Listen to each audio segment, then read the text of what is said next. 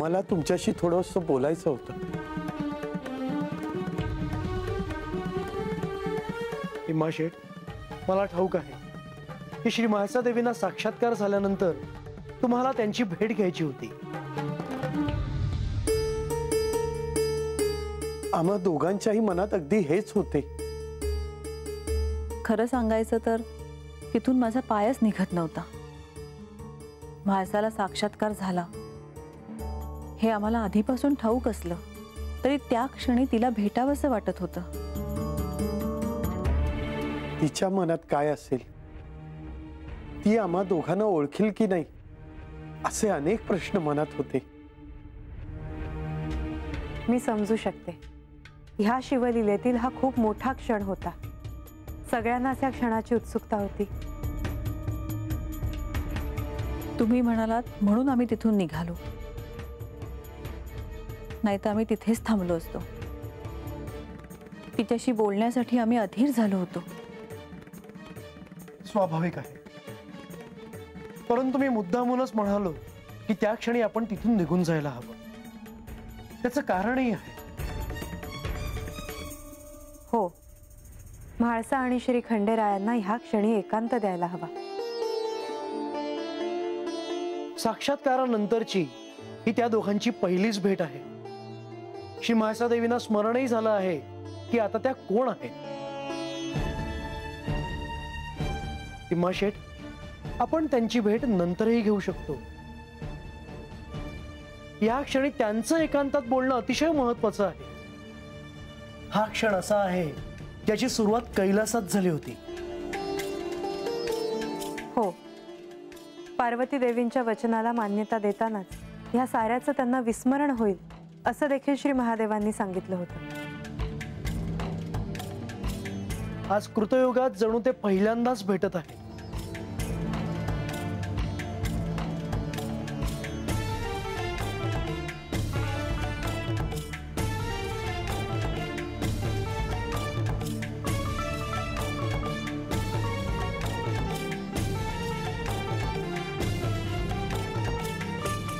म्हाळसा देवींना त्यांच्या गतजन्माचे स्मरण कधी होणार याची सारी सृष्टीच आतुरतेने प्रतीक्षा करत होती.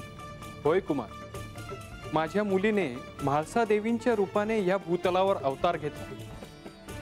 मणिमल्लांच्या संहारानंतर म्हाळसा देवींचा आणि श्री खंडेरायांचा विवाह झाला. पण त्याच बरोबरीने ही प्रतीक्षा देखील होतीच की म्हाळसा देवींना सत्य कधी कळणार. आणि आज तो क्षण आला. हो, म्हाळसा देवी, मातेचा कृतयुगातील भूतलावरील अवतार. आज त्यांना गतजन्मात काय काय घडलं आहे या साऱ्याचं स्मरण आहे. त्या कैलासात पुन्हा परतणार याचा मला आनंद आहे. श्री महादेव आणि पार्वती देवींच्या आगमनामुळे पुन्हा कैलासातील गणांना, भक्तांना त्यांच्या आगमनाचा सोहळा पाहायला मिळणार. सर्वजण त्यांची आतुरतेने प्रतीक्षा करत आहेत. खरं आहे, श्री महादेव आणि पार्वती यांच्या निवासामुळेच कैलासाला शोभा आहे. कैलास म्हणजे जणू या भूतलावरील ऊर्जेचा उगम, प्रेरणेचा उगम. आणि त्याचं मुख्य कारण म्हणजे तिथे शिवशक्ती यांचा निवास आहे. मला तर ह्या क्षणी त्यांच्या आगमनाची कैलासात जाऊन तयारी करावी असे वाटत आहे. ह्या आधी देखील मातेच्या खूप काळ वियोगाला मला सामोरं जावं लागलं आहे. पण आता त्यांचं कैलासात लवकरच आगमन होईल कुमार कार्तिकेय.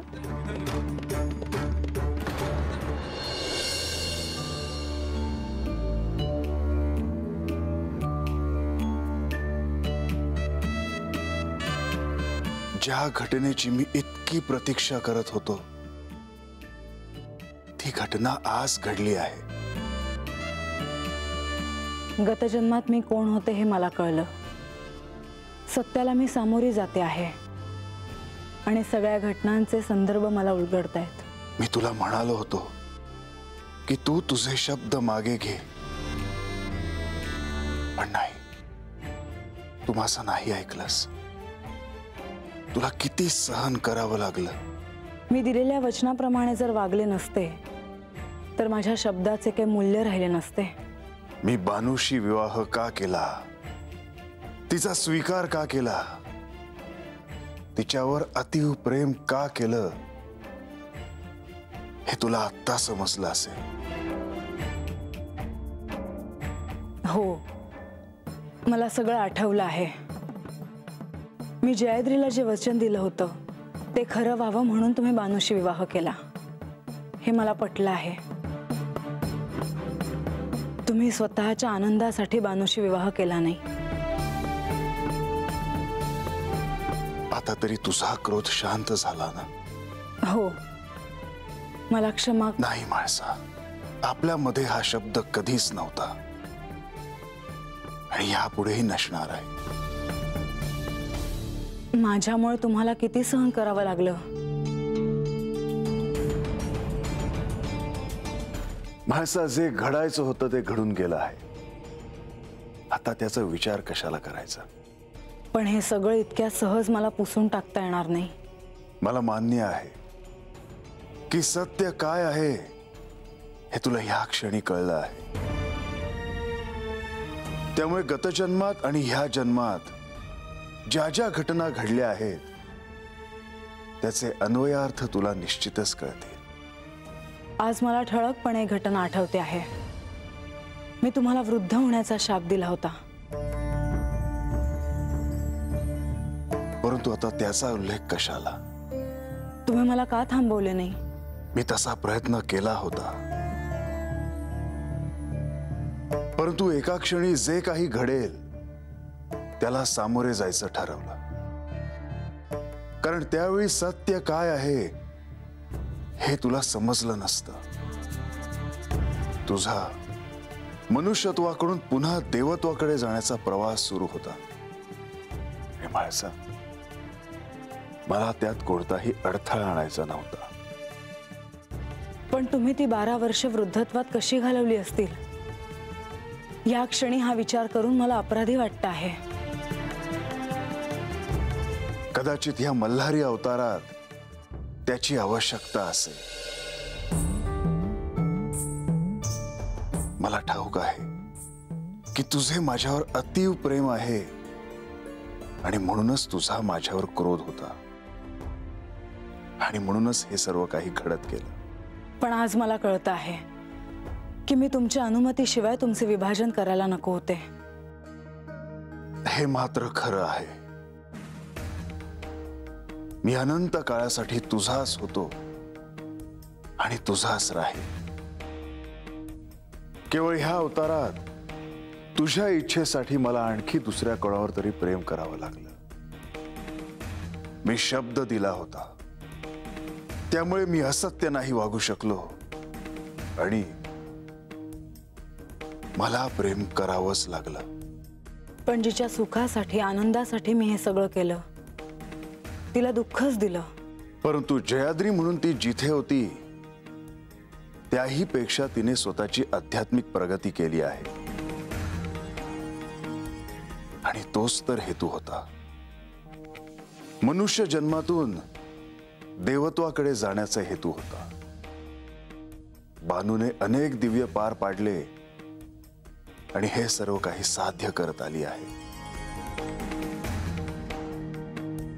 मी तिच्याशी खूप कठोर वागले.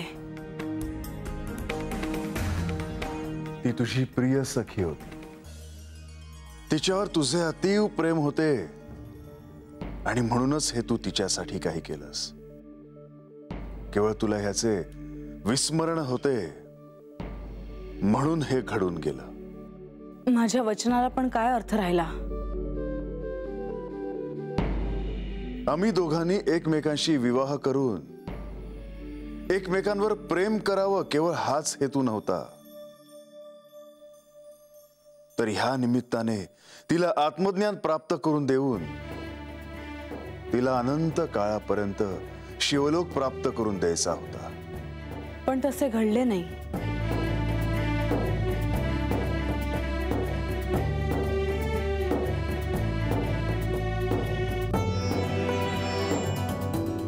घडेल, तेही घडेल, ती ज्या दुःखातून, ज्या आनंदातून, ज्या दिव्य अनुभूतीतून गेली आहे, त्याचा परिणाम हाच आहे की ती सत्याच्या मार्गावर चालत आहे. तिने तिच्या साधनेतून दिव्य ज्ञान आत्मसात केले आहे.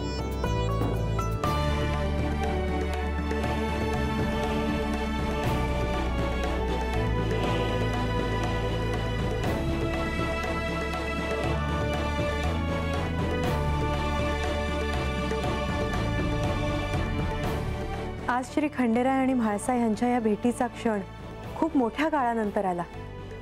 होय. श्री म्हाळसा देवींना साक्षात्कार झाल्यामुळे सारं काही स्पष्ट झालं आहे आणि हे का घडलं हेही त्यांना कळलं आहे. आता हे अवतार कार्य समाप्त होणार. देवी, बाणाईला अजून सत्य कळलं नाहीये. परंतु म्हाळसांना तर सत्य कळलं आहे. आता त्या बानूला क्षमा करतील, कारण बानू हीच जयाद्री आहे हे त्यांना कळून चुकलं आहे. आणि म्हणूनच हे अवतार कार्य समाप्त होणार असं म्हटलं मी. देवी, त्याबद्दल आता आपण काहीच सांगू शकत नाही. बाणाईबद्दल त्यांच्या मनातला राग हा कमी होईल, कारण आता हे त्यांना सारं काही कळलंय. परंतु पुढे काय होणार हे आता आपण नाही सांगू शकत. जरी आता काय होईल हे सांगता येणं शक्य नसलं तरीही माझ्या मते आता लवकरच ते कैलासासाठी प्रस्थान करतील. आणि ह्या निमित्ताने मला तुम्हाला आणखी एका गोष्टीची आठवण करून द्यायची होती. कुठली गोष्ट? आता म्हाळसा देवींना साक्षात्कार झाला आहे. हो. म्हणजे त्यांना सत्य कळलं आहे आता. हो. आता आपण विष्णुलोकात परत जाऊ शकतो, नाही का? आपण जे बोलत आहात त्यात तथ्य आहे खरं, परंतु याविषयी श्री खंडेरायांशी चर्चा होणं आवश्यक आहे. मी नाही कुठे म्हणते आहे. आपण श्री खंडेरायांशी यावर बोलूया, म्हाळसा देवींशी देखील बोलूया. परंतु आता आपण इथून विष्णुलोकात परत जाण्याची वेळ जवळ आली आहे असं मला वाटतं. देवी, या क्षणी आपण कुठल्याच निष्कर्षापर्यंत येऊ नये. श्री खंडेरायांचं, श्री म्हाळसा देवींचं बोलणं होऊ दे एकमेकांशी, त्यानंतर आपण निर्णय घेऊ. मी नाही म्हणत नाही, मी केवळ माझं मत मांडलं.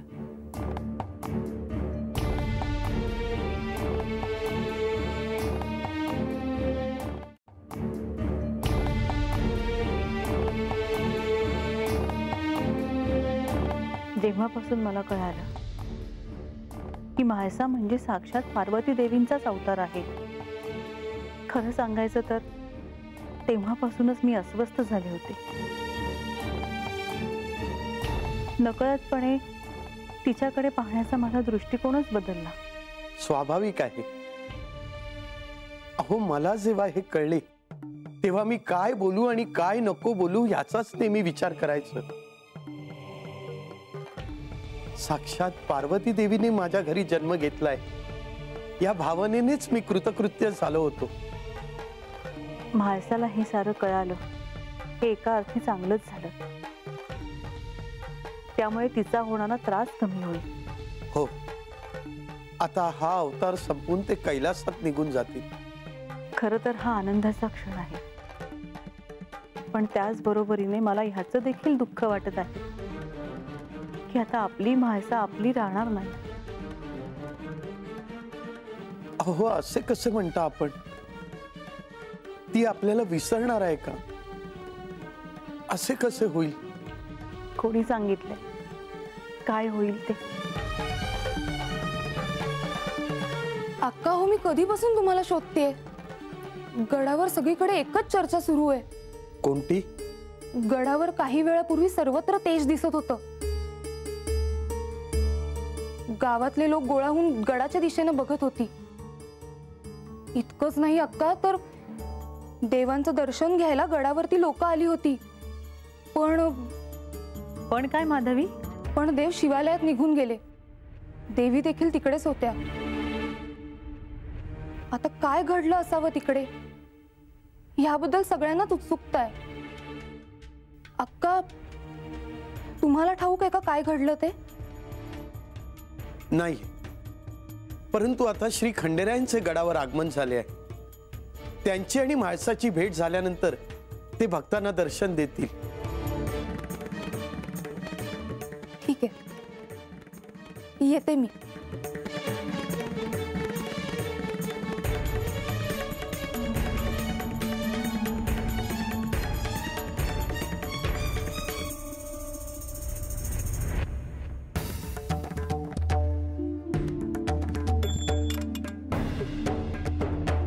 शुभम भवतु.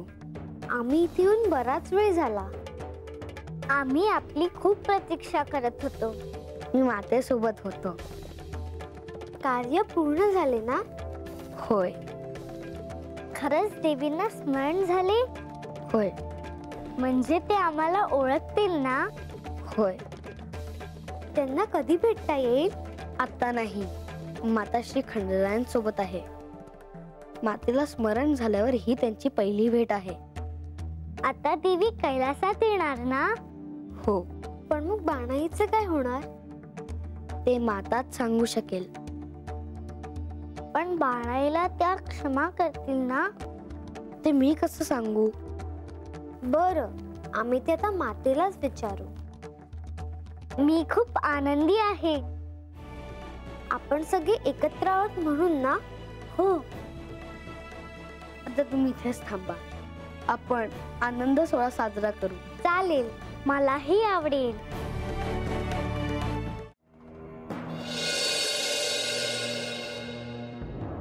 अगं ये बानू, किती वेळ अशी गडाकडे निस्ती बघत उभी राहणार आहेस? मावशी, अगं गडावर काय झालं आहे ठाव पडाय न गं. एकतर तो उजेड पडल्या धरणं समजत आता गेलं आहे. वय आणि ह्यासनी विचाराया धाडल्या पर अजून कुठं आला आहे तिथे? बानू, तुला ठाव पडलं ना? काय रंग्या? अरे सांग की धाड. अगं देव आलं गडाव.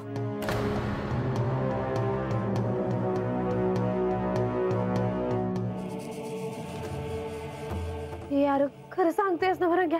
अगं खरं तीच सांगतोय तर. बानू, देव गडावर आल्या ती तर तुला कस काय ठाव पडलं नाही ग? आणि देव गडावर आल्या असत्याल तर हातनच गेले असत्याल ना? मग हात आपल्याला कस काय ठाव नाही पडलं? ए आय, अगं देव काय हातनं नाही गेलं. युवानातनं आल्या तर युवानातनं पार डागातनं युवान उतरलाय गडाव. बानूला कुणी बी काय बी नाही सांगितलं?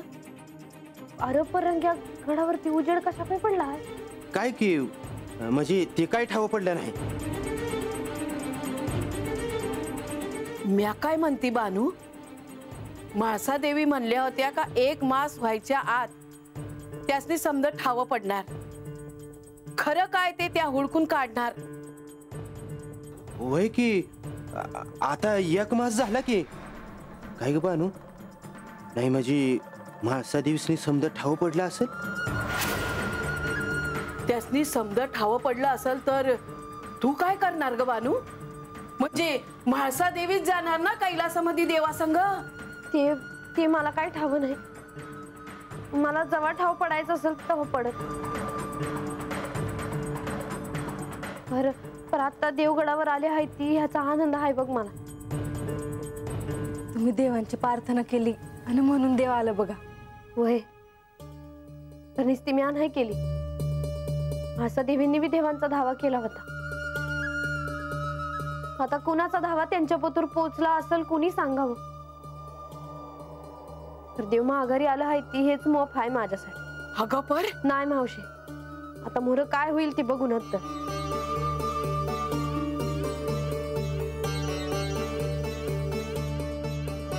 खरंच म्हाळसा देवीसनी खरं काय हाय ते ठाव पडला असेल का?